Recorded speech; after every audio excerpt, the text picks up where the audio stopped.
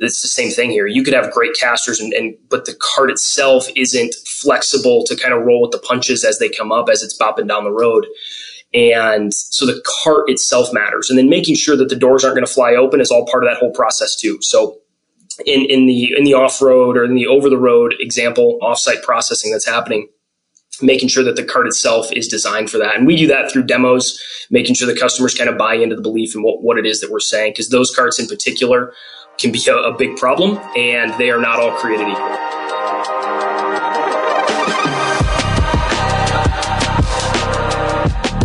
Rising above the buzz of ultrasonic cleaners and the clanking of stainless steel are the ideas and voices that are changing an industry. You're listening to the Beyond Clean podcast, the central nexus for the people, processes, and products that are improving our sterile processing world. Each week, we speak with frontline technicians, CEOs, engineers, and entrepreneurs with a common goal: to help you fight dirty, every instrument, every time.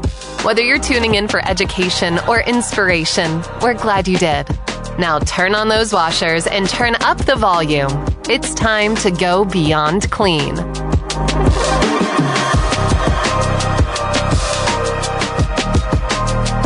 What's up, Clean Freaks? It's Hank Balch here from Beyond Clean, and in studio with me today as the co-host is your man, Bobby Parker.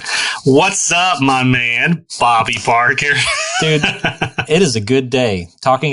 We get paid to talk about sterile processing. Like that, you get paid? What the heck? Right. We're talking about case cart casters today, and nothing puts that just like memory of a twinge in your back, like talking about case carts and case cart casters in particular. So on this particular day, I'm feeling extra grateful to be talking about case cart casters behind a microphone. It's the muscle memory of, pushing a cart that has that one caster that's got something wrong with it, but then it causes that seismic jiggle of the entire thing. And so then it's just rumbling down the hallway.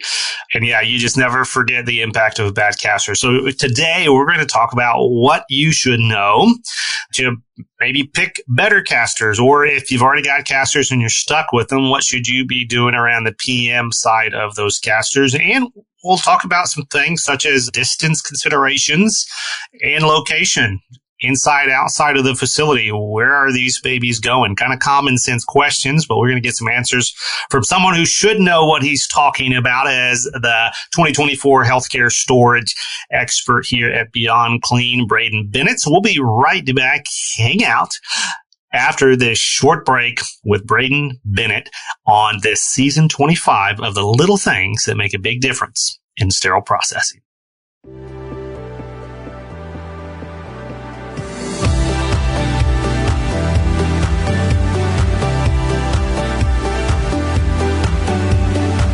I'm Bobby Parker.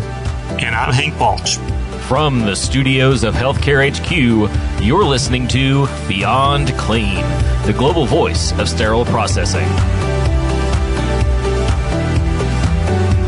All right, well, we're in the studio now with Brayden Bennett, the regional sales manager at LogiQuip, and you may know him from the 2024 Healthcare Storage Expert Series that he's doing alongside Dustin Patterson this year. So, Brayden, welcome to the show today. Yeah, thanks, Hank. Thanks, Bobby, for having us.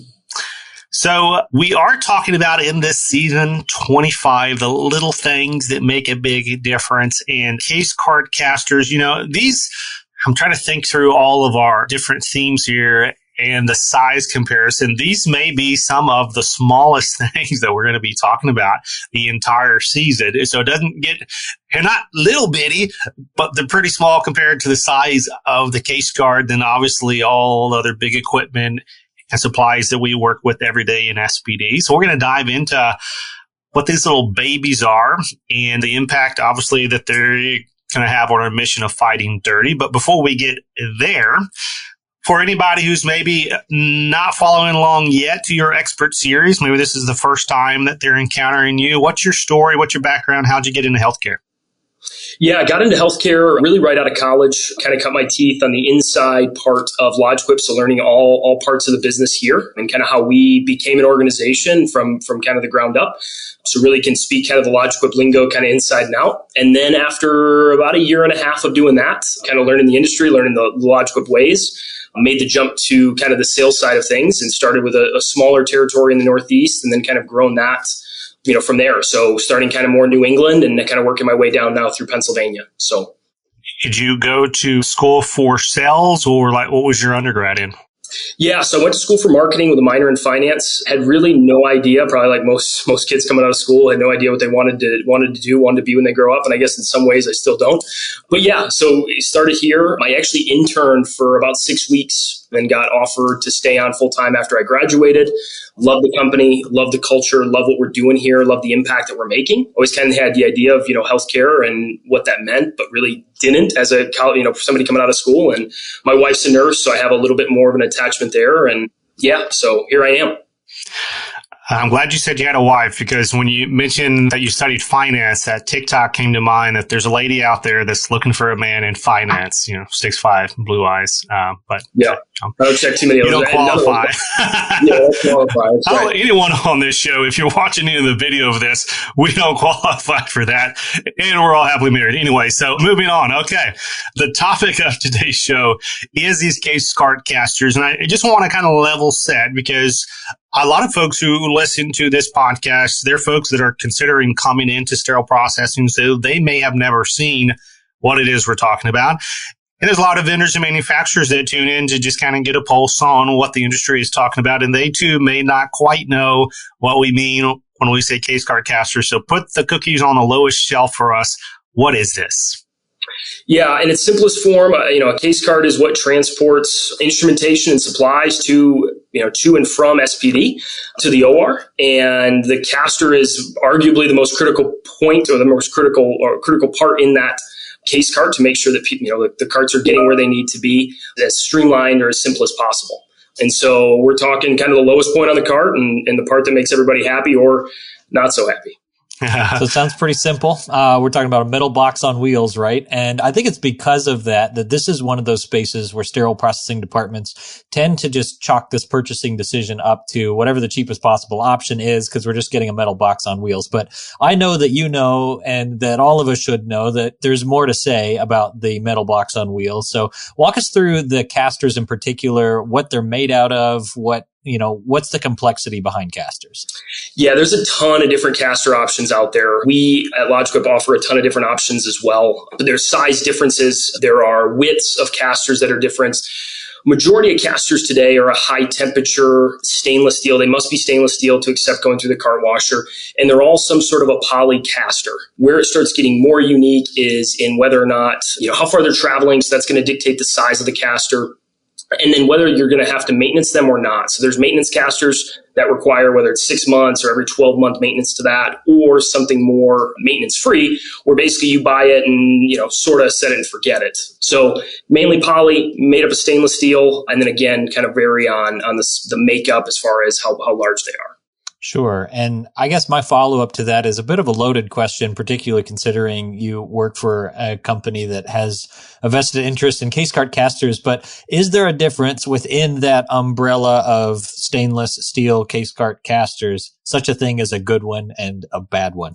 What would you say is the difference? Yeah, I would say probably some years ago there were drastic differences. The part today that makes up the caster is, I'll say, less in the material makeup, but more understanding what is happening with that cart and the distance that it's traveling, the cart washer specs, who's pushing it, how heavy the load is, and what it is they're pushing. And so a lot of the casters today are very similar to one another, but really understanding what that cart's function is going to be in every hospital. There's a saying out there, if you've seen one hospital, you've seen one hospital.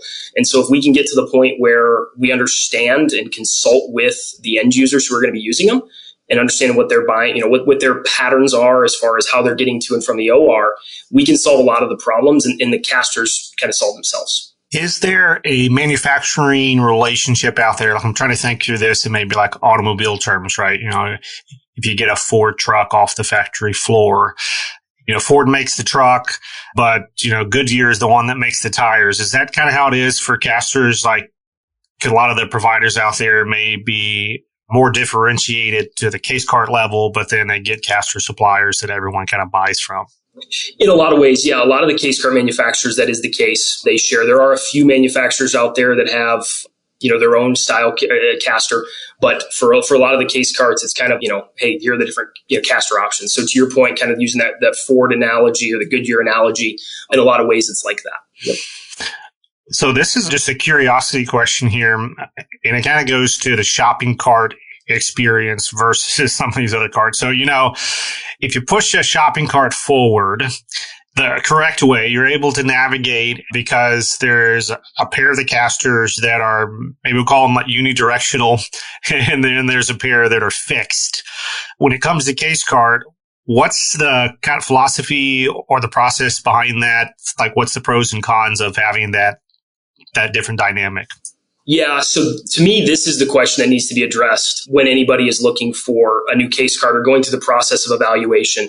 The material is very similar in a lot of the case cart caster out there, but what you're doing with directional lock or rigid casters or braking casters or just swivel, if you have an SPD tech who's traveling long distances and they're using 4 swivel casters on a cart, it's a nightmare. You have something falling around hallways, it's just not going to work. And so at a minimum, you're going to want a directional lock caster or a rigid caster. Directional lock, for those of you that don't know, gives you the ability for that caster to lock in place at different angles and act as a rigid caster. So you have it's more flexible or more versatile than that of just a fixed rigid caster like the back 2 casters on a shopping cart, as you mentioned, Hank. So making sure you have at a minimum one, I'll call it a steering or a rigid caster or a directional lock caster, but something that's going to kind of anchor you as that point in which you can kind of pivot around. That's going to be the biggest benefit you're going to have. And again, understanding the distance, sometimes it's going to require you to have 2 rigid or 2 directional lock casters so you can lock those in place and make sure that this is not going to get out of hand on somebody. Yeah, having experienced that for free casters going through a lot of hallways long distances, it really works the obliques as you're like trying to keep this thing from running over a visitor in the hallway. So I can appreciate that. Brayden, you opened this conversation saying that case cart casters are really the most important piece of the case cart. And I just want to press in on that a little bit more and ask you, why would you say that it's the most important piece? Or maybe asked a different way, like what are some of the issues or things that can go wrong if you get the caster piece wrong? Yeah, a lot to unpack with that question. So one is it's always all casters are created equal, right? They're all, if I'm getting a case cart, they're all going to be the same. There's more that goes into it. And we've kind of touched on that already as far as, the ability to pick whether you want directional lock, pick whether or not you want rigid, determine what makes the most sense for people. As far as it being the most important part, the other part would be making sure that you have a paddle latch system on the cart itself to keep the contents in and keep things sterile. But the cart is what can lead to back issues, can lead to workman's comp claims, people being off on staff. So it becomes a nightmare that's beyond a delayed case. You could have somebody out for 6 months because something's happened. So you get yourselves into a constant situation of, am I doing the right thing for my staff? And that's where case carts, I think, again, are often overlooked, but can become the most troubling problem if they are. Well, what's funny too is get this like BMW of a case cart. And I'm sorry about all the like automobile references here, but BMW, the Fiat, the Tesla of the case cart. But if your casters aren't working, that baby ain't going nowhere. You're not transporting anything. So yeah, to your point, it's got to be functional. And it's got to be fit to that use that you reference. And I know you've brought up distance a number of times as one of the variables here for deciding what to go with. Is there anything else besides distance maybe that you would say, hey, you should probably think about this as you're purchasing or planning to purchase carts? Yeah, there's 2 other factors that are big factors and are, again, I think sometimes overlooked. One is, everybody focuses on the size of the cab in which the sets are going to be stored in and making sure that they can get or maximize that load. There's a benefit to doing that, but understanding the weight that you're going to be putting into those carts. The carts themselves are heavy. Now you load this thing up with 8 sets, 6 sets, and you've added a significant amount of more weight to the cart. And now you have a 5-inch plated caster driving around. that can become a nightmare in a lot of ways. So that would be one thing to consider, is the load in which you're going to be using on these carts. The second piece, and is rarely followed by most vendors in the industry, but is looking for or understanding the dimensions of the cart washer. So we have seen, if you don't go through this process, we've seen instances where cart washer goes in before or after the case carts, but the cart's just wide enough. The cart fits, but through that wash cycle, it's going to rub, wear, and next thing you know, you're chewing up tires on the back end of this, or casters on the back end of this. So this cart's coming out, and you get little chunks of plastic, essentially, rubber, that is worn off, peeled off, broken off, and now you're to the point of, hey, I bought brand new carts, and now I need to replace the casters, and we're 30 days into this. What's going on, right? So making sure you understand the cart washer piece as well. Back to the material piece, and you just kind of referenced this, maybe thinking about it. The majority of our caster, I guess the tire portion, is that hard rubber plastic, some kind of mix, right? But then if you get more and more heavy duty off-road, is there case car casters out there that look more similar to maybe like a lawnmower tire, or like a small like wheelbarrow tire? I don't know. You can get, it's funny you say that. So you can get larger tires, larger casters, and in a lot of ways, it reminds me of like the casters that would be on oh goodness. Have you ever seen the casters on like a beach wheelchair? You know what I'm talking about? Those big, blow up plastic things that just kind of help roll. You can get casters that are significantly large. They're 2 inches by 8 inches, 10 inches tall, and really just help with that moving period, right? So we talk about distance. How far are they going? How often are they being used? What is their case cart process like? Well, getting a tire that's going to hold up over time, the thresholds, elevator thresholds, are they going up and down? In a lot of cases they are. And then the distance. And then the bigger the caster you get, the easier that's going to roll. So the bigger and wider that gets, the easier roll you're going to get out of that. One of the things that's always surprised me about case cart casters is that they can go through that cart washer and that thermal disinfection cycle up over 170, 180 degrees Fahrenheit, and they still function afterwards. And so can you talk us through, like, what does a preventative maintenance on a case cart caster look like? And how does that happen? How are we able to have this case cart caster not totally fall apart on us after a week? Yeah, in a lot of ways, the casters themselves are sealed casters. So a lot of the part in which it's going to rotate or pivot off of are going to be completely sealed. But what they do need is they need to be greased. And so the casters that have a maintenance program usually need to be greased about every 6 months, sometimes more frequently than that. But you go in there with a grease gun and grease these casters every 6 months, which for most case carts on the market, that is going to be what needs to happen. And is oftentimes it's not happening. Or they outsource it to a third-party biomed, some company to come in and handle that. That is something that we, that we do, is making sure people understand that maintenance process and cycle, and then do offer it as a service that to take care of that for them. Yeah, I think when you say oftentimes it doesn't happen is being too generous. I've never seen that. That's right.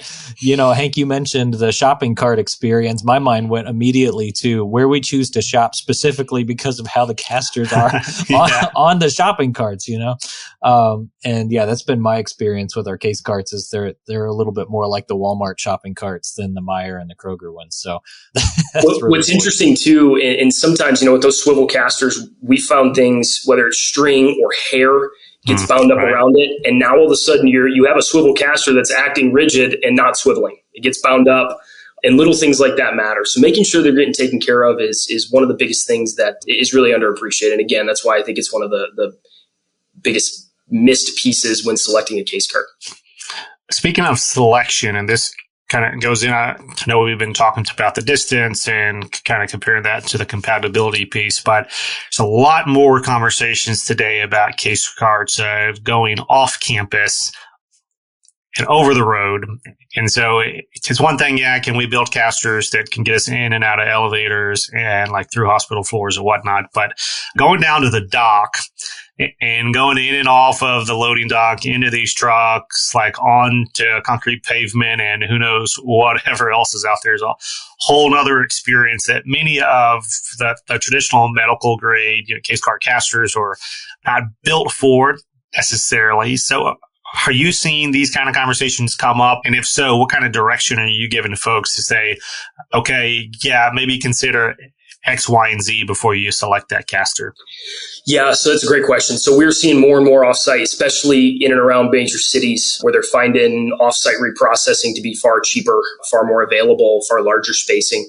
So it's more complicated than just the caster. The cart comes into play much more significantly when we're talking over the road. So the casters matter, and we need to make sure that we have a caster that can support that with directional lock or rigid casters. That would be a great example of making sure you have at least 2 directional or 2 rigid, whichever the customer prefers, on a cart, kind of no matter what. Generally, we would even put them at opposite corners to make sure that no matter which direction they're pushing from, they're able to kind of control that. The kind of the next piece is the cart body, and making sure that the cart body, it's one thing to have brand new tires and a terrible suspension and going on a rough road. And if you have that, kind of using that as the analogy, it's the same thing here. You could have great casters, but the cart itself isn't flexible to kind of roll with the punches as they come up, as it's bopping down the road.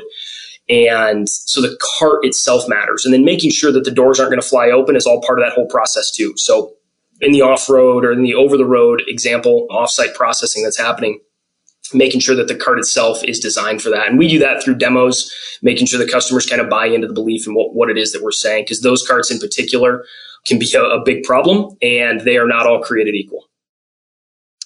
Brayden, one of the things that we always try to draw these conversations back to is, how do these little things affect the patient? You've already said that, because if it puts somebody's back out for, 8, 12 weeks, then obviously that's going to impact the patient in terms of the work that they weren't able to do.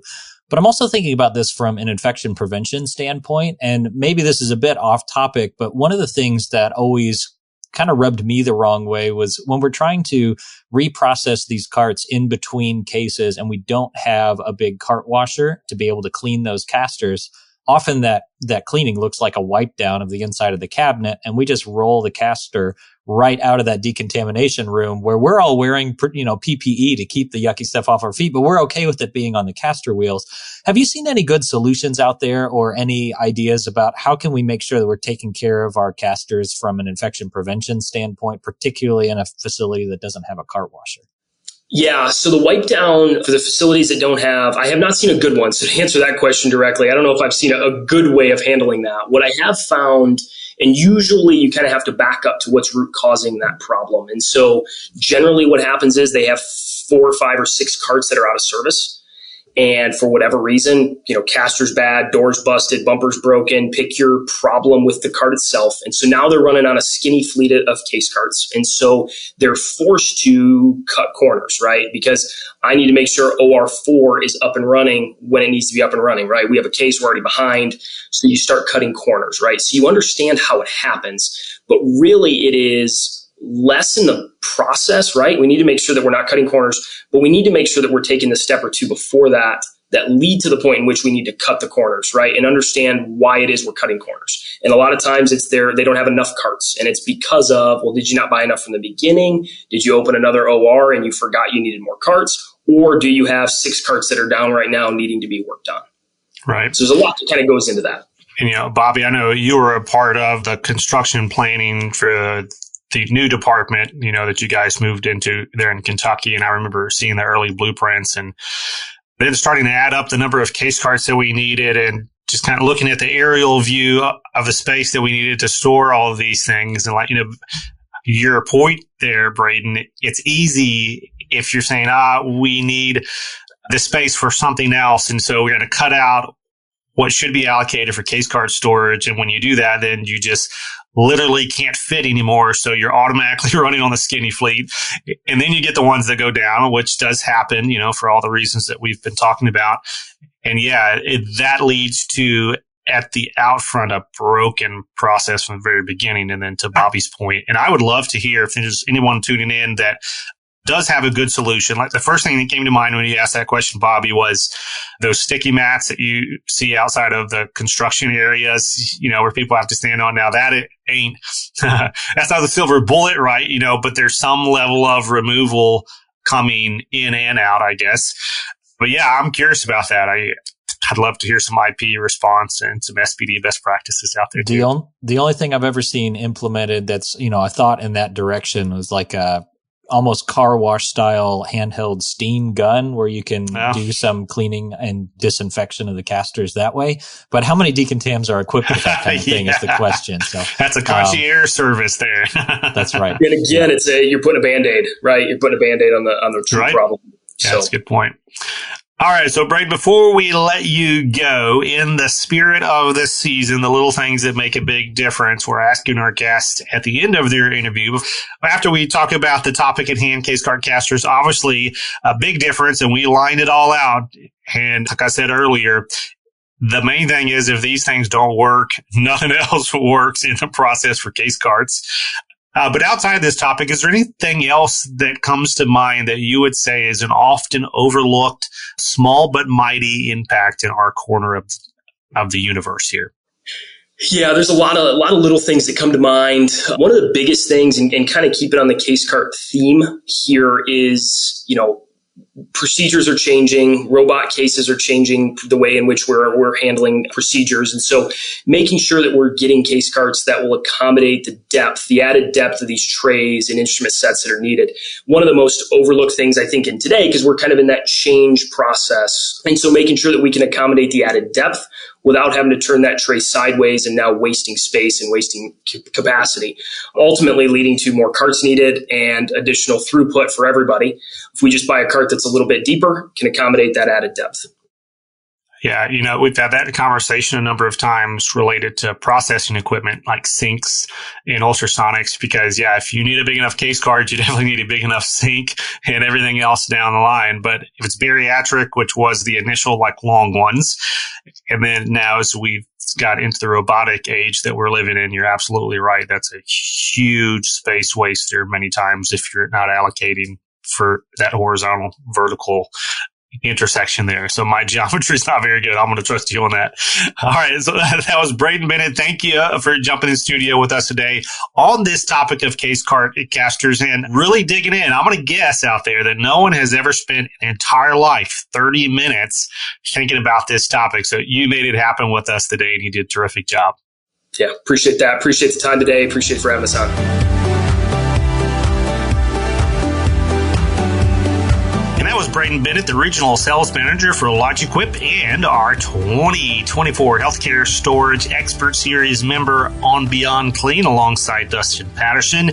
Bobby, did you know that we were going to go the direction that we did on these casters? If you were sitting there before the interview thinking, okay, we're going to cover this and it's going to go that, did we end up where you thought, or were there any surprises along the way? For the most part, the one piece of it that we didn't cover was just kind of the logistics of how to manage getting your case carts back and forth. Because we talked about, pushing one case cart at a time and whether or not you should have directional casters and things like that. But I know a lot of facilities, and I've been part of one of them, where we're encouraging our technicians push 2-3 of them at a time. How do you tie these things together, and what kind of casters do you need to make that situation work ideally? Do you have any power assisted devices? And I guess that's a little bit beyond the scope of what we're talking, but real questions that facilities are having to figure out and could really help the backs of some technicians if we made some smart choices there. I've been in 2 different facilities. One had a tug, and so they kind of look like a train, and they'd hook them all up and take them a half a mile, out of SPD up to the operating room. So that was fun. And then the other one actually had robots. It was really cool. They had AGVs, AVGs. And the robot base would come in to decontam and then kind of slide under this case card and then lift it up and then take it up to the OR for you. So that's a whole nother world around the casters. But that's an interesting question there. I thought that IP question that you threw in toward the end was a really helpful one. And obviously we have seen the degrading of our casters at times when you start seeing rusted water, color stain coming out every time you roll, and Houston, we have a problem here. But then, there's stuff we can't see, and your decontam example was fantastic, right? Is these things are coming right back out the same way they went in, or the other way, through into the clean side, but they're actually not cleaned on those casters. So I don't know besides that example that you gave kind of the handheld steam device there, I don't know if there is any good solutions out there, but that's one of the reasons that we do this show, is to prompt innovators to think deeply and to solve these problems. So hopefully we're going to spark someone out there to be like, I got it. Yeah, I'm thinking like bucket of disinfectant with toothbrush and like scrubbing it, or maybe, like Palm Sunday, like lay out all the wipes on the floor and like drive the cart over roll the it over. Yeah, Yes. I don't know, man. All right, well, we'll figure that out. If you've got good ideas, comment in the show notes or the comment section anywhere that you hear this, or shoot us an email, info@beyondclean.net. But until we talk to you again on this next episode in season 25, like we remind you each and every week here at Beyond Clean, I want you and all of your friends to keep fighting dirty. Thank you for listening to this week's episode of Beyond Clean. As a reminder, you can help support us by subscribing to Beyond Clean on your favorite podcast app, or by downloading the smartphone app on iPhone or Android. Simply search for Beyond Clean in the App Store or Google Play. The best thing about downloading the smartphone app is that you can access bonus content for certain episodes and view episodes in certain categories, like articles on the go and vendor spotlights. Are you following us on LinkedIn or Facebook yet? If you are and you love an episode or post, then let your social network know about it. Like, comment, or share our posts along with your thoughts and keep the conversation going. If you have any topics or guests that you would like to recommend for a future episode, just send us an email to info@beyondclean.net. We look forward to hearing from you.